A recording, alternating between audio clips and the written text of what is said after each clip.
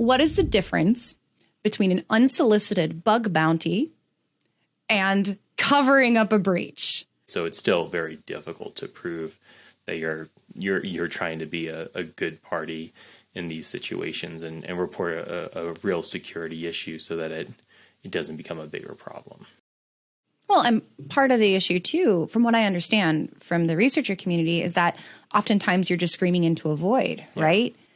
And so there's a temptation on the part of ethical hackers, let's just call it ethical hackers versus criminal hackers here, ethical hackers, to prove that this is a problem and to demonstrate just how bad this could be for a criminal hacker. So where for you would you draw the line between an ethical bug bounty and extortion for exfiltration?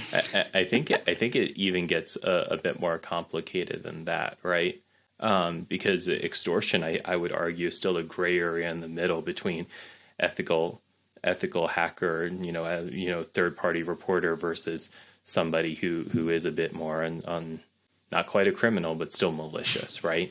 Because where the lines are for extortion and payments is actually somewhere in between still.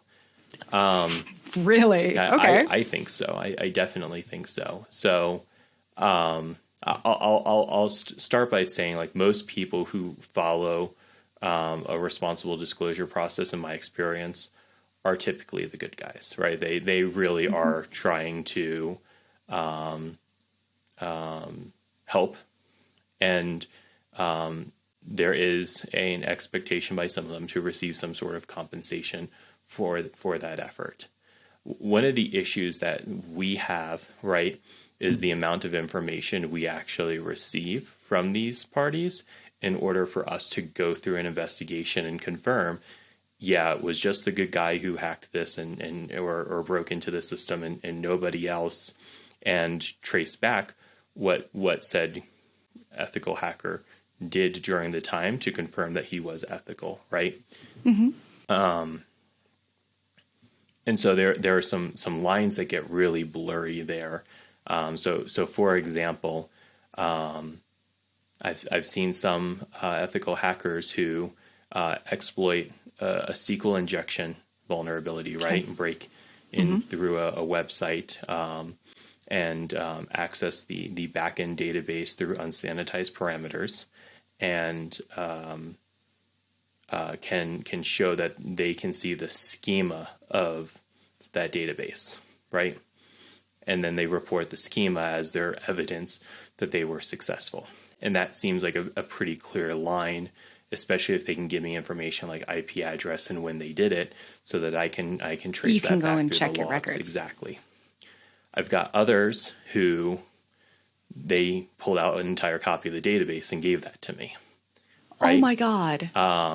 And that is, and just so we're all speaking, this is previous experience. This is not, this is not actually Ivanti. These are cases where in my previous life as a consultant, I was asked to help with an investigation, and we were, one of the questions that our employer as a consultant would ask us is, was this a ethical hacker or was this malicious? And so, if you go and take the entire database, you didn't need to do that in order to prove, right? You're now making it a bit more question. You're definitely heading into extortion, if not malicious, right? Because if you don't like how I respond, you can do all sorts of things with that database. And even if you do like how I respond, you can still do that, right? So this is where you have to apply some logic, right? And a lot of times, most times, you're not going to know enough about the party, right, in order to determine for sure if they're ethical or not. And then you have to base it on the actions that they've taken in the logs and how forthcoming they are with information to determine whether or not they're truly a good party, right? Sometimes people are just overzealous, right? And they get excited. Yeah, well, when you think about the origin of hackers, right?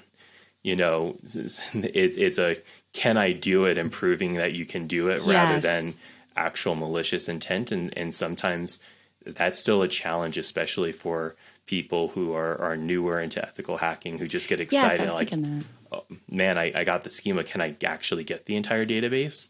Right. So just to drive that example home a little bit more, it's definitely a challenge.